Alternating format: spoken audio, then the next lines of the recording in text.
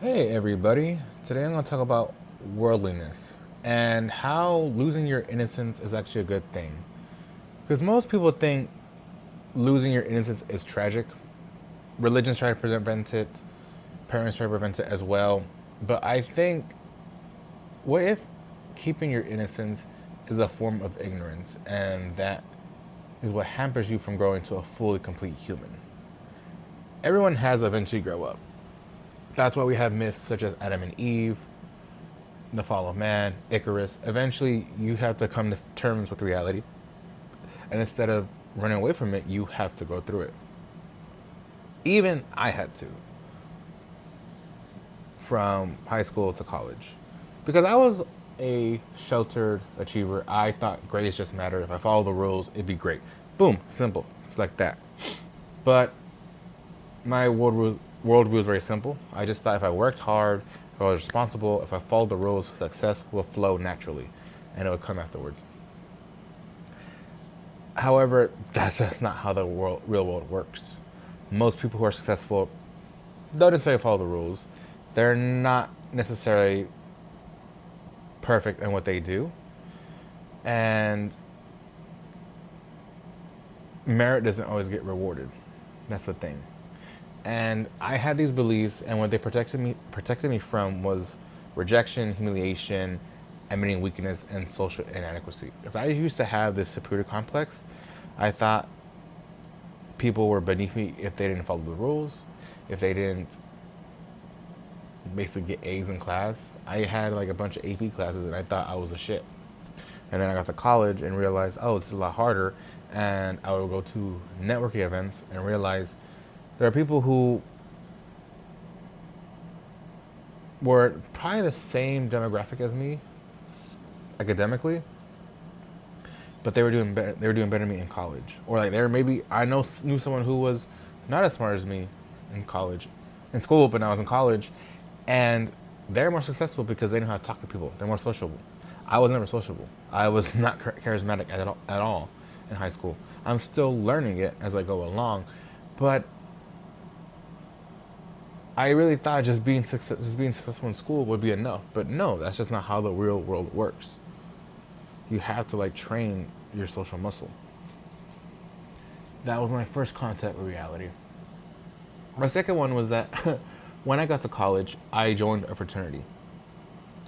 And you do fraternity things. There's parties, alcohol, random hookups, drama, conflict, and responsibility in running the organization itself. And I thought, I was joining a brotherhood. People joined it. And I don't regret joining it. I feel like people did join it for good reasons. But there were some actors who joined for reasons unlike everyone else. Some people joined for the status. Some people joined for the name. Or some people just joined for the girls, and that was it.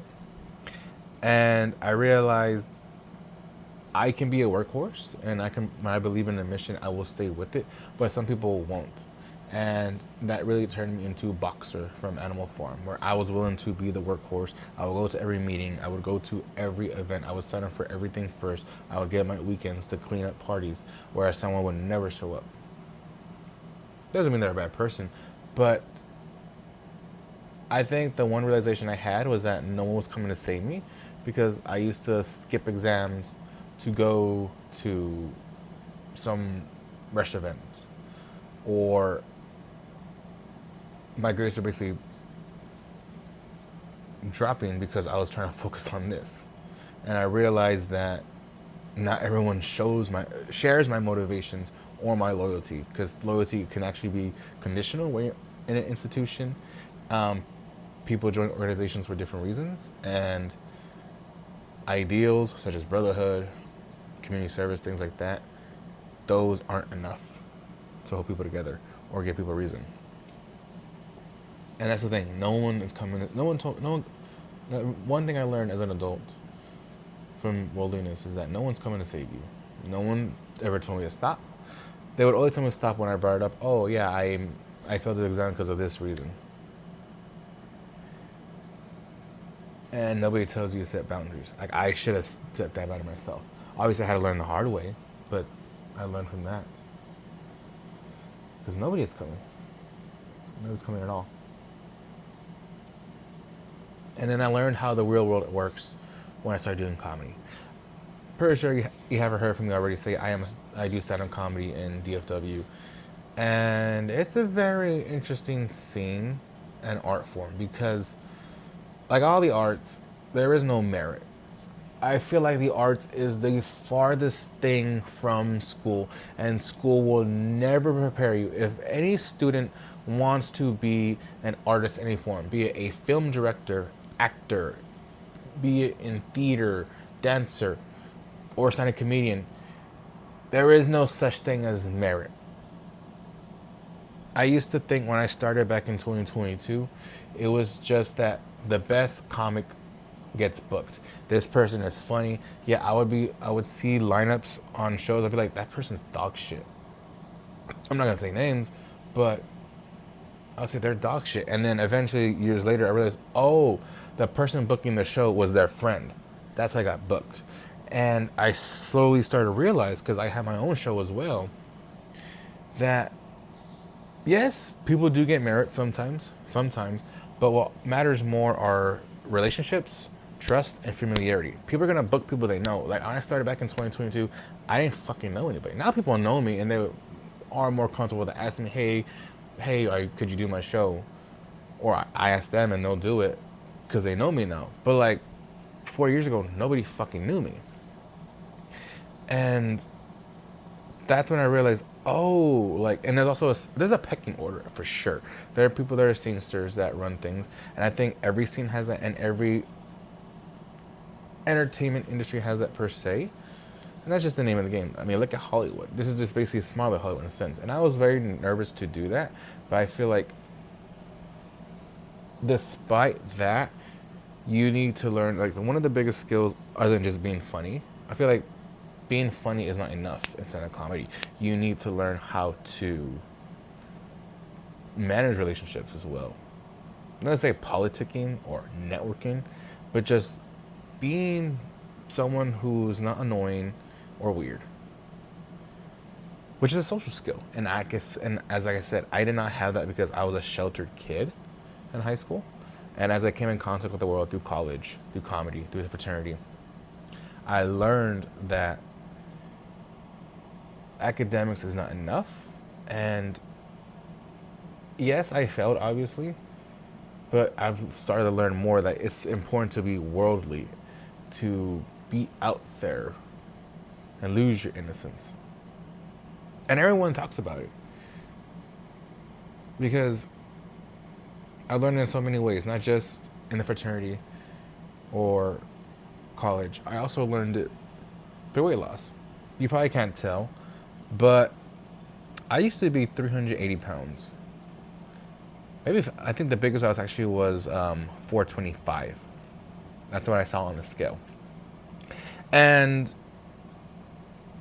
I didn't realize until I started losing the weight that people treated you differently. Because now that I look back, people kind of like, I would talk to people and they kind of like, it felt like people were catering towards me when I was big. Now people seem more inviting when I talk to them. And I realized, oh, something's going on here. Like I realized, like not to say people are just throwing themselves at me or women throwing themselves. I wish it was like that, but it's not. But people really care about your appearance because the way you present yourself, it shows how you comport yourself and carry yourself. Because your external world is just a reflection of your internal self. So the way you treat your body is a reflection of your discipline. And also, status matters. Because if you're someone who's big, who clearly does not take care of themselves, that shows that you are a lower status. Maybe you're not, but like, it's still a low status. You know, obviously there's Big Pun, Biggie, but for the most part, they're the outliers when it comes to big people. When people think of big people, especially now, that's not a high status thing. It's more someone who clearly does not take care of themselves, has not have access to healthy food, so they don't take care of themselves. And I'm glad I went through that because that weight loss, because it slowly chipped away at my superiority complex I had, because I realized that people aren't as abstract as I thought. I felt less judgment because I understand people are just humans as well. That we all face this judgment. And as much as it sucks to realize that, all these things, it's good because even Nietzsche thought about this. He had this idea that we should get rid of our comforting illusions because he believed religion kind of gives people the idea of heaven. It's this far off thing that we know that it's what you should wait for instead of living in the here and now. And instead of doing that, you should see reality clearly, accept suffering, and participate in it anyway. And that's what I did. I used to think if everything works out, if I do everything right, everything will work out. But no, like in reality, it doesn't. I don't love the fantasy of the world is perfect, and I feel like that's the thing that's wrong with schools nowadays. That what I learned is like it kind of protected me from facing the world instead of going out there. And it doesn't help that things like college where kids are not going out and experiencing the world. I feel like you shouldn't avoid your suffering. You should embrace it as much as possible. And I realized that because I still do sound comedy. I don't know if it's going to work out. It's been a fun ride. I've done a lot more. But I've accepted the fact that things aren't fair. And it's made me a lot more whole. And interacting with people from learning these lessons. And that's the main thing we need. You need to get rid of your innocence and realize that for everyone. But what do you think? Do you think worldliness is a good thing? Do you think, how has your experience been growing up as an adult? Where did you realize, oh, the world isn't sunshine and rainbows? Or maybe happily ever after isn't long. I feel like people think they want to live happily ever after. They don't have that happy and they'll live forever. They just live. That's really life. I'll talk to you later. Bye.